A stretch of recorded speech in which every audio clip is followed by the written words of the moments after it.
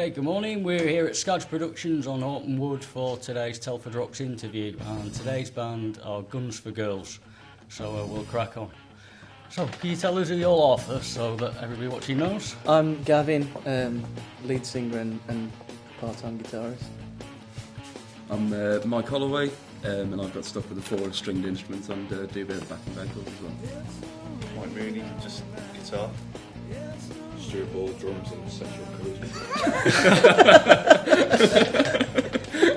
It's going to be one of those interviews. That's it now, I'm going to be quiet. How long have you guys been together then? Well, probably about 8 months. Yeah, it was December, wasn't it? When Yeah. this lineup got together. Yeah, but probably about 24 years. But yeah. To get about 6 songs. Yeah. But there's 6 really good songs. I know you, Mike, you're playing in the Mike Holloway's HMV band, and you've got your solo act going on as well. Are any of the rest of you playing in other bands as well? Or? No, I haven't got time for that sort of stuff. Stu plays with me occasionally, like on the constant rotator with drummers, but yeah. Have you got many bookings coming up? Are you... We've got about half a dozen, I think, at the moment. Sort of, got a few in August, playing at the Farm Fields Festival. Radio Shropshire next. Yeah, we're doing the Radio Gerbil. Shropshire, the live, the the live sessions down there? Yeah. When's that? Next Friday. What time's it on? Yeah. It's on 7 till 9. So check it out. You'll get a few people tuned in. Now, I'll have a quick listen to some of your stuff on MySpace. Is all the stuff that you do sort of originals, writing all your own stuff? Yeah, on the whole. I mean, sometimes when we're playing live, we'll throw the odd cover in, but obviously putting our own slant on it. But on the whole, yeah, it's all pretty much an original project. What sort of covers, if you throw covers in, what sort of would they be? Because sometimes that gives people an idea of the sort of music that you're playing in your own, the type of covers that you might do. Would that be a bit off, would it? Yeah. But we do, probably the 2 covers that we only know is we do Laura by the Scissor Sisters, but it's a bit more of a rockier version. And we do The Horse Hustle and The Hustler's Whore by PJ Harvey. Yeah. But they're 2 completely. So It's nothing like what we play. So nobody's going to get an idea of what they sound like from that. You're just I'm going to gonna have to log on and have a listen to the music. Okay. So you've got some gigs coming up. You're doing the Radio Shropshire thing, the Farm Fields Festival. Do you play much locally, sort of on the scene? Have you got much planned in that way? Or are you looking to do more of the specialist venues and shows and things? It does tend to be further away, doesn't it? Really, I mean, Birmingham we tend to do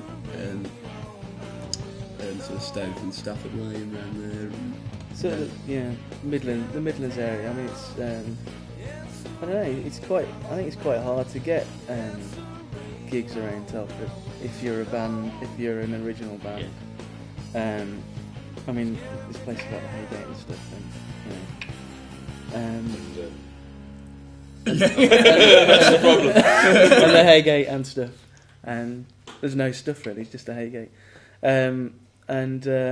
I think it's hard to get gigs if you're an original band.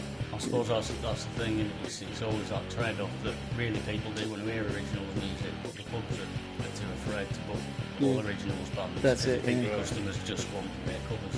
I mean, we have got. Consider doing it now, we get a bit of a set together. Yeah. I mean, it's covers bands, you know, it's the death of original music.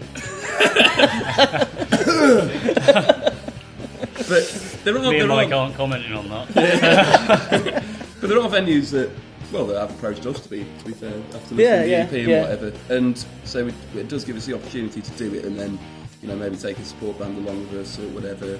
Or obviously we've got the facility of me, filling up 45 minutes or whatever to keep people happy with the cover stuff, and in the past I've seen bands who've done it fairly successfully, being like Newbury primarily, they used to do the first half all covers and then the second half all original material, so that's what we sort of have been looking at doing potentially, to maybe get a few more keep everybody things, keep a few more things like going on the pub side, but really it's just a matter of getting the music out there, and I'm thinking there's only so much you control that around sort of that Telford area, so we need to look a bit further afield, especially when we sort of regard ourselves as a little bit specialist and niche.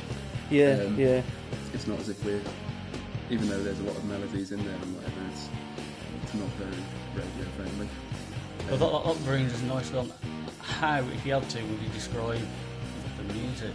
It's always a tough question, I know. It's a real cliche, isn't it, to say we don't really know. But, no, we don't really. But no one's ever come up with it, has there? We've asked people, people in the crowd say, well, what do you think we sound like? Who do we sound like? And I think probably the best description that anybody's come up with is rock. You can't get any. You can't find it. I mean, normally you can say, okay, well, it's a bit like this, but no one's ever really come up with it. They've come up with a few bands that say, oh, you sound a bit like them, but equally they're the kind of bands as well where you think, well, they don't really particularly sound like anyone either. So it's any sort of, like people draw the Queens of the Stone Age comparison, or Stone Temple Pilots, or Feeder. A few people have come up with. Blur, some genius came up with. Must have been a heavy night drinking that. But yeah, it is a bit of a cliche to say, oh, we don't really sound like anything, or the old adage of MySpace, like nothing you've ever heard. But there is an element of that in there. It is. Modesty is always key. You know what I mean? It's the classic on there, isn't it? Influences, drugs and alcohol. But I think it is just what we listen to and what we like, and then just whatever comes out. We've written stuff that is quite dark and moody, and then the next song will be something like Don't You Ever or whatever, which is really poppy. Yeah. And we wrote that thing on Thursday, which was not proper metal. Exactly. It's good as long as it's got that hook. Yeah, it's not just rock. It's something else. Yeah, I mean we tend to. I mean, the writing process and everything we'll get onto later, but I think it's a matter of we'll come up with a load of ideas which might not all fit together in one place, and then it's a matter of bringing them together in the writing process, isn't it? And then finding that hook. Yeah. And whether it be a catchy chorus or a particular riff or whatever, and just trying to. I think that's the key, because a lot of on GarageBand, for example, there's feedback there where they say that the music's essentially rock, but there's like pop sensibilities there with like Gav's voice and the melody. And I think that's what's appealing about us. So people latch onto that. Yeah, you only have to see us once or twice, and well, it was really great. We did a festival 2 weeks ago. Yeah. And we'd been approached for it, which was really nice. Especially because you sort of like think, well, we've only been going a little bit, and most bands are sort of like only really in their development stage after sort of like 6 months, but we've been gigging for pretty much all those months. And so we got approached, which was great. And then the promoter was down the front, we were on plating, singing our songs. And it was just brilliant. In a pink hat. In a pink hat. But that's really nice, I mean, like, never ever seen us before. And to pick up the words to pretty much all the songs, you've got to have listened to it a hell of a lot. I mean, and on the gerbil as well. I mean, they've all got it in their cars, haven't they? Yeah. And they love us. We're on there next week, so everyone else.